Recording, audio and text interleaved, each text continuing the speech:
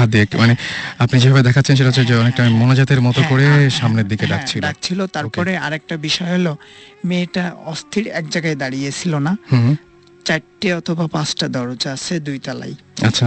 তো এক সময় এক দরজায়, আর যে দরজায় যাচ্ছে যতটুকু মানুষটা অতটুকুই আপনার শুধু আলোর ঝিলিক, এছাড়া অন্য কোথাও না। অন্য কোথাও কোনো আলোর ঝিলিক ছিল না। তারপরে আমাদের ভালো সমস্যা হয়েছে, যে মনে করেন প্রায় 3 থেকে 4 দিন আমরা ঘুমাইতে পারিনি। 2 জন তারপরে স্যারকে জানানো হয়েছে যে সেনাবাহিনীর ট্রেনিং স্যার ছিলেন, তো স্যার বলল কোনো সমস্যা নাই, এখানে এমনটা হয়ে থাকে। আজ থেকে 2 থেকে 2.5 বছর আগে 2 জনের চোখে পড়ছিল, ঠিক একইভাবে তোমাদের 2 জনের চোখে পড়লো। এবং সেটা কি তারা যে বর্ণনা দিয়েছিল বা যেরকম আপনিও কি ঠিক সেরকম দেখেছেন তাদের? জি, ঠিক এরকমই দেখছি, কিন্তু একটু কম বেশি আর কি, আমরা একটু বেশি দেখেছি। আচ্ছা, এরকম কোনো ঘটনা কি ঘটেছিল যে কোনো গন্ধ পেয়েছিলেন ওই সময়? গন্ধ পেয়েছিলাম, কিন্তু গন্ধটা যেমন আপনার এই যে কিছু ব্যবসা প্রতিষ্ঠানে আপনার আগরবাতি টাইপের কিছু জ্বালাই, সাধু টাইপের কিছু গন্ধ যেগুলো আছে, ঠিক মিষ্টি গন্ধ। জি, এই টাইপের একটা, তার মানে যেমন ধূপ জ্বালাইলে যেমন আপনার একটা ইয়ে হয়, ঠিক আছে? আচ্ছা, অমন টাইপের একটা ইয়ে। এবং আপনি নিশ্চিত যে যখন আপনি দেখছিলেন এই ঘটনাগুলো তখন আপনি পুরোপুরি জেগেছিলেন? জি, পুরোপুরি জেগেছিলেন। এবং ওই এলাকায় কি আর মানে এই ছাড়া ওই যে 2.5 বছর আগে আরো অনেকেই কি দেখেছে এরকম কোনো ঘটনা আছে? দেখছে, এর আগে আপনার আমি যা দেখেছি এর থেকেও জিনিসটা শুনলাম, আমি শুনেছি অ্যাক্সেস ছিল। আচ্ছা, আরো অনেক বেশি ছিল। হ্যাঁ জি, আরো বেশি ছিল, কিন্তু সেই সময় আপনার ওই বাড়ির ভিতরে আপনার হিন্দুদের বাস ছিল, তিনারা এখন নাই। যে পরে যেটা শুনেছি নেক্সট টাইমে ওনারা ভারতে চলে গেছেন ওই পুরা জমি জায়গা বেচে দিয়ে, এই জন্য এখন অনেক কম দেখা যায়। আচ্ছা, পরবর্তীতে আপনার কখনো সমস্যা হয়নি? হ্যাঁ, পরবর্তীতে আমার সমস্যা হয়েছে 3 দিন। তার মানে আমার এমন মনে হতো প্রায় 3 দিন বেশি সমস্যা হয়েছে, আমি ঘুমাইতে পারিনি।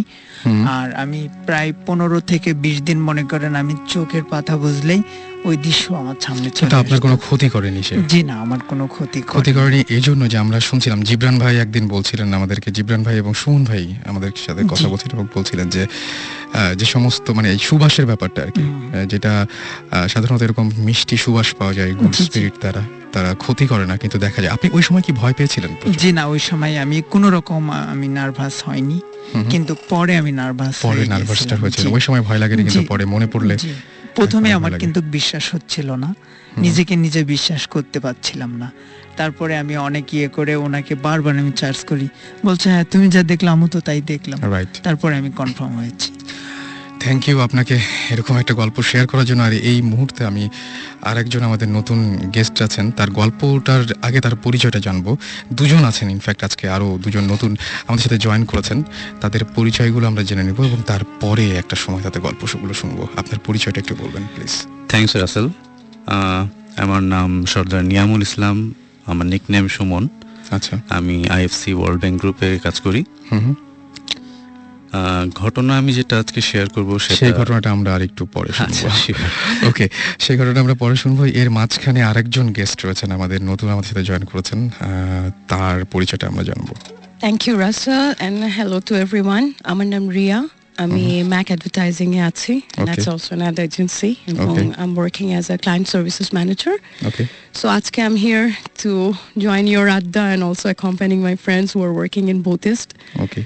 So সবার সাথে বসে গল্পগুজব করার জন্যই আসা। বেসিক্যালি আমরা এখানে ভূতের গল্পগুলোই করি এবং আমাদের সঙ্গে সাকিব ভাই আছেন। সাকিব ভাই, আজকে কি অবস্থা বলেন একটু? খুব ভালো অবস্থা। আজকে যে স্টোরি দিয়ে শুরু করলাম, এরকম যদি রাতে আমার হয় তাহলে আমি অনেক ভয় পাবো। আমি স্যালুট জানাই যে আপনি ভয় পান নাই। সেটাই শুনেই ভয় লাগছিল কিছুটা। আমি শুনে খুব অবাক হয়েছি, কিন্তু উনি পরে ভয় পেয়েছিলেন এটা বলেছেন অবশ্য। এটাও কিন্তু একটা বেশ ইউজুয়াল ইয়ে আর কি, মানে পরে মানে ওই সময় হয়তো ঘোরের মধ্যে থাকে, পরে হয়তো ভয়টা পায়। রাইট, তো আমরা একটা ব্রেকে যাই না, একটা ব্রেকে যে তারপরে আমরা গল্পে ফিরে আসবো কিছুক্ষণ, একটা খুব অল্প একটা ব্রেক। শেষ আলাপ পরামর্শের জন্য, কোনো প্রবলেমের সমাধানের জন্য। তো আমি এরকম ভালো দেখেছি, জেনুইনও দেখেছি, আবার ফেকও অনেক দেখেছি। তো মাথায় সবসময় আগে ফেকটা দিয়ে চিন্তা করতাম যে না, আগে দেখি কোথায় ফাঁকফোকর আছে, কি ব্যাপার। তো পার্সোনাল এক্সপিরিয়েন্সটা হচ্ছে এরকম, যেই জায়গাটার কথা বলছি ওখানে গেছি, এবং উনি বলছেন যে হ্যাঁ, যে পার্সোনাল সমস্যার ব্যাপারে গেছে, উনি বলছেন হ্যাঁ এরকম জিনের থ্রুতেই তারা কোনো একটা, it's about related to black magic to. তো ওরা নামাবে। যে রুমটাতে ফার্স্টে নিয়ে গেল আমাদের রুমটাতে, আমি আবার তখন লাইট জ্বালানো, এবং রুমটা একটা রুমের ভেতর দিয়ে তারপর ওই রুমটাতে যেতে হয়। ওকে। ওই রুমের ভেতরে কোনো ফার্নিচার নাই, ইটস একটা প্যাসেজ টাইপের একটা রুম। তো আমরা 3 জন ছিলাম একসাথে, 3 জনকে পাশাপাশি দাঁড় করিয়েছে, আমি মাঝখানে দাঁড়ানো। এবং ওনার সিস্টেমটা হলো এরকম যে উনি 3টা ছোট ছোট স্লিপের মতন কাগজের মধ্যে 3 জনের আলাদা আলাদা নাম লিখে সে ওটাকে ফোল্ড করলো, করে যার নাম যেই কাগজে লেখা তার মুখে ওটা টাচ করিয়ে একটা কাপের মধ্যে সে 3টা কাগজ একসাথে রাখলো। আচ্ছা। রেখে হি বার্নড ইট। আচ্ছা। বার্ন করে, তো আমি এই কাজ কারবারগুলো সে যখন করছে, আমি যেহেতু মেন্টালি অ্যাকসেপ্ট করে গেছি যে কিছু একটা এখানেও হয়তো বা ফাঁকফোকর আছে। তো by that time I am looking around যে কোথায় ভেন্টিলেটর আছে, কোন দিক দিয়ে কোনো মাইকটা কিছু থাকতে পারে, কি হতে পারে next, I don't no. Okay. But usual practice যে ওরা কোনো একটা বলবে যে আসছে বা কিছু একটা এরকম না। তো আমি বাই দিস টাইম আমি দেখছি, এবং ইটস আ টোটালি ব্লকড একটা রুম, কোনো ভেন্টিলেটর নাই, কোনো জানালা নাই, একটাই দরজা, যে দরজাটা দিয়ে বের হলে ওই কানেক্টিং রুমটাতে, এটাতে কোনো you don't have another way out. এবং ঠিক রুমটার মাঝখানে একটা ছোট পিড়ি টাইপের একটা রাখা, একটু বড় পিড়ি টাইপের। তো সমস্যা যেহেতু আমার এবং আমার সাথে যারা গেছেন তাদের বিশ্বাস যে এখানে কিছু একটা হবে। আমি গেছি তাদের সাথে, ওখানে তাদেরকে কোম্পানি দেওয়ার, ঠিক আছে। তো ওখানে জ্বালিয়ে ওই স্লিপটা জ্বালানোর পরে আমাকে ওখানে বসালো, বসিয়ে আমাকে বলল যে তুমি যে ওড়নাটা পরে আছো, এই ওড়নাটাকে জাস্ট ভাঁজ করে সামনে, মানে ওড়না গায়ে আছে বাট একটু স্প্রেড করে সামনে হাতের উপর রাখা, করে লাইটটা অফ করে দিয়ে তারা জাস্ট ওই রুমটার যে ডোর স্টেপ, এক্স্যাক্টলি ওই ডোর স্টেপেই তারা গিয়ে বসে আছে। আচ্ছা। এবং এই রুমের লাইট বন্ধ, বাট পাশের রুমে কিন্তু টিউব লাইট জ্বলছে। এবং আমি ওই লাইটের কিছুটা হলো আলো, এবং রুমটা, এই রুমে যে রুমে আমি বসে আছি ওই রুমটা খুব বড় না, তো একটা মোটামুটি আলো আধারের। এন্ড আই নো যে এরা বের হয়ে গেছে এবং ওরা বাইরে বসে আছে, আমি ওদের শ্যাডো দেখতে পাচ্ছি।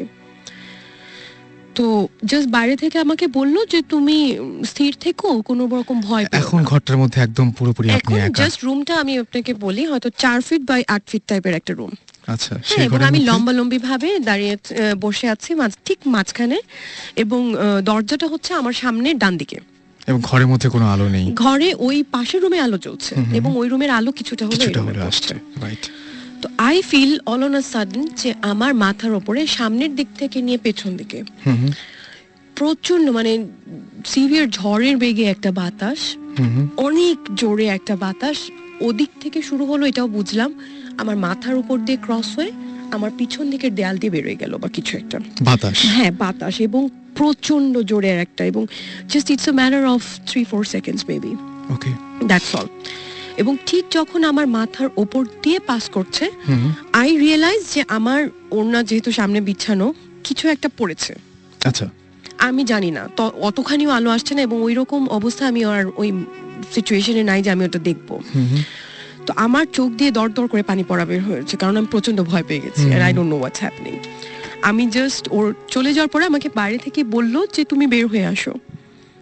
আমি ওই হাতটা দিয়ে ওড়নাটাকে এভাবে আমার বুকে জড়িয়ে ধরে, আমি দেখিও নি, আমি বের হয়ে এসে জাস্ট ওই দরজার কাছে আমি বসে পড়েছি, মাটিতে বসে পড়েছি, পরে আমি ওড়নাটা এভাবে সামনে ছড়িয়ে দিয়েছি। তো তখন আমি যেটা দেখলাম যে মানে ধুলো বালির সাথে কিছু এরকম স্কেলেটন, কিছু অনেক পুরনো বোনস, এবং সাথে আরো কিছু কাগজ। হ্যাঁ, এবং ইউজুয়ালি আমাদের কনসেপ্ট যেটা ব্ল্যাক ম্যাজিকে যেটা করা হয়, যে ইউনো একটা পুতুলের মতন আঁকা ছিল, এবং ওটার পেছনে রিলিজিয়াসলি আমি হার্ম করতে চাই না, তারপর আমি বলি যে সূরা রহমানের একটা লাইন যেটা ওটাকে উল্টো করে লেখা ছিল, এবং ওটার মধ্যে আমার নাম লেখা ছিল ফিগারটার মধ্যে, এবং ওপরে লেখা ছিল 3 বার মুসিবত, বুকের জায়গাটাতে 3 বার মুসিবত লেখা। এবং ওটা একটা বাজে নোংরা কাপড় দিয়ে, পুরো জিনিসটা মাটিগুলো বাদ দিয়ে, পুরো হাড্ডি, তারপরে আঁকা ছবিটা, কাগজের টুকরোটাই সবকিছু একটা নোংরা কাপড়ের মধ্যে বাঁধা ছিল।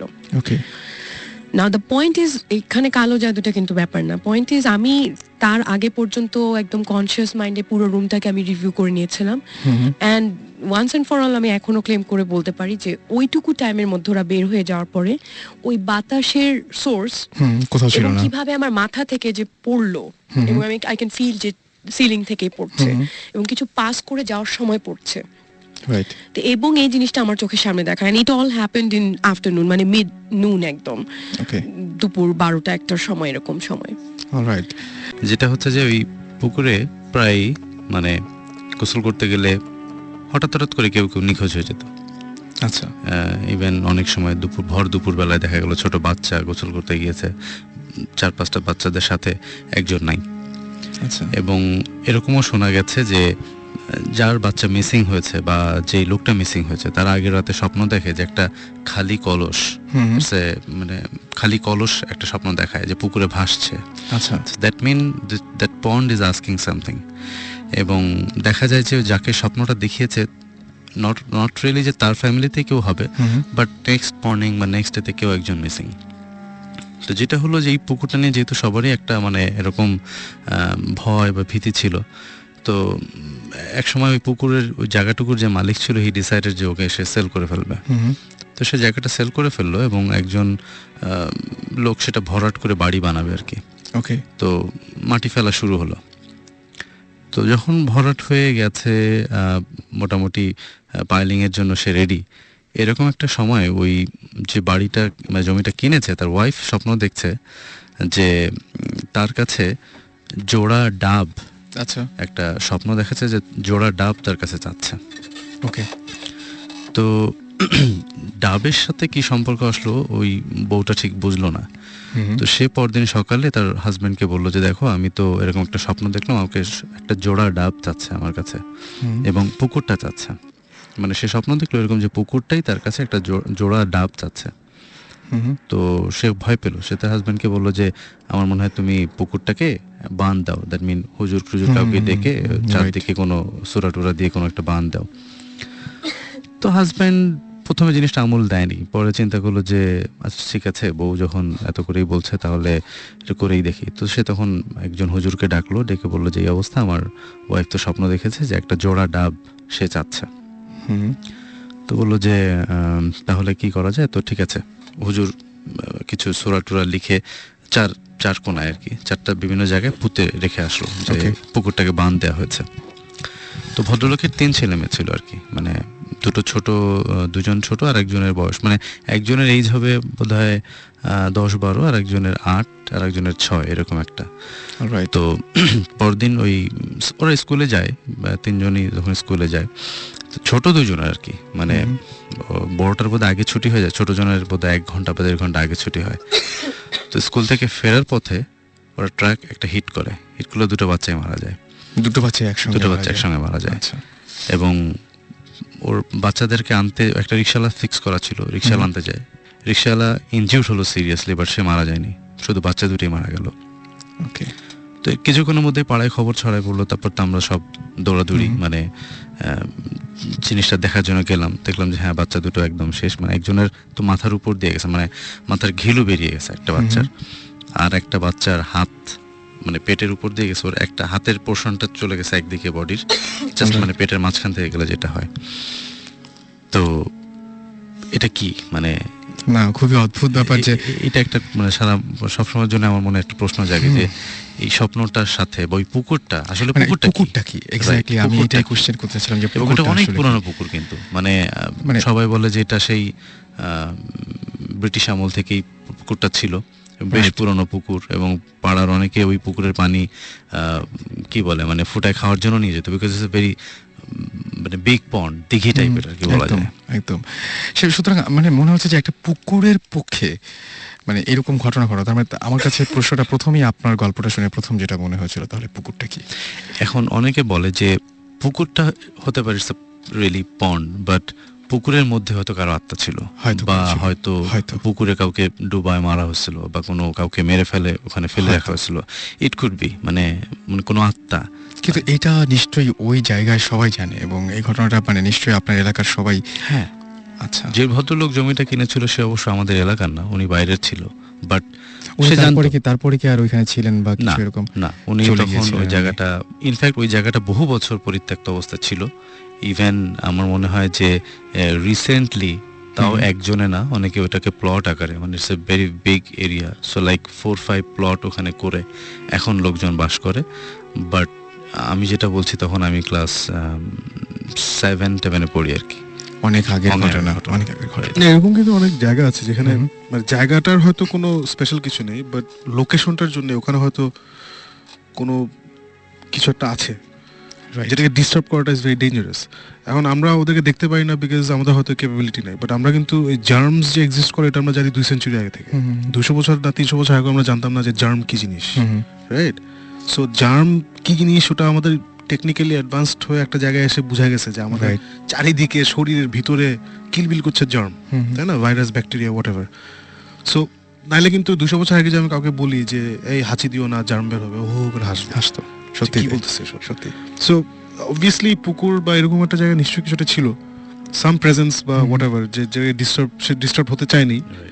And enough for some reason, মানে যে স্টোরি আমরা শুনি, মানে ম্যাক্সিমাম স্টোরিতে কিন্তু মেটাফরিক্যাল কিছু ব্যাপার স্যাপার থাকে, রাইট? বা যেটা আমরা দেখি যে ওটা হয়তো 2 ডাইমেনশনসে দেখি, মানে ওরাও আসলে ঠিকমতো কমিউনিকেট করতে পারে না একদম সেটাই। সো ওরা যেটা পারে, ও যেভাবে পারে কমিউনিকেট করে, আমরাও যেভাবে পারি বোঝার চেষ্টা করি আর কি। এটাই আর কি। সেটাই জিনিসটা হচ্ছে যে একটা মিডিয়াম দেখলাম সবকিছুতে হচ্ছে ড্রিমস, স্বপ্ন সবসময়। এখন মানে আমি যদি বলি, এখন আমার হয়েছে কি, আমি আমার থ্রু আউট মাই লাইফ আমি অনেক কিছু দেখেছি, কিন্তু আমার 14 বছর বয়সে যে যখন আমার রিয়েলাইজেশন হলো যে আমি এক্সট্রাঅর্ডিনারি কিছু দেখছি, তার আগে পর্যন্ত আমি যা দেখছি সব ডিসকার্ডেড। আচ্ছা, ওকে। সো থিংস লাইক, যেমন আমার জন্ম চিটাগংয়ের দেব পাহাড়ে। ওকে। সো ওই দেব পাহাড়ের স্টোরিগুলো আরেকদিন বলবো, বাট ওইখানে আমার আজ পর্যন্ত আমি অনেক বাসায় থেকেছি, চিটাগং থেকে ঢাকা আসার পরে অনেক বাসায় থেকেছি, কিন্তু ওই বাসার মানে এভরি সিঙ্গল ডিটেল আমার মুখস্থ। অ্যান্ড আমি বাসা ছেড়েছি বোধহয় 3 বছর বয়সে, 4 বছর বয়সে আমি ছেড়ে দিয়েছি। 5 বছর বয়সে আমার একটা ড্রিম দেখা, কিন্তু with sound very odd, but আমরা সবাই দেখেছি না আর্মাগেডন, তারপর ডিপ ইম্প্যাক্ট, এগুলো ইয়ে। সো এখন এসে আমি রিয়েলাইজ করি যে যখন এগুলো দেখি, তো আমি তো I have seen this before. Déjà vu টাইপের একটা ব্যাপার। হ্যাঁ, ডেজাভু না, মানে এই সিনটা কি আমি বলি, আমি দেপার ছাড়ার পরে আই ইউজ টু হ্যাভ অনেক খারাপ স্বপ্ন ওই বাসা নিয়ে। খারাপ স্বপ্ন মানে অনেক জিনিস দেখতাম যেটা আমি বুঝতাম না। এমন একটা হয়েছে যে আমরা সবাই বাসায় বসে আছি, স্বপ্ন দেখছি যে হঠাৎ একটা নিউজ আসলো যে কিছু একটা হচ্ছে বাইরে, সবাই বের হয়ে গেছে বাসা থেকে। সো আমার আব্বার একটা ভোক্সওয়াগন ছিল তখন, সো ভোক্সওয়াগন নিয়ে আমরা বেরিয়ে গেছি। ওকে।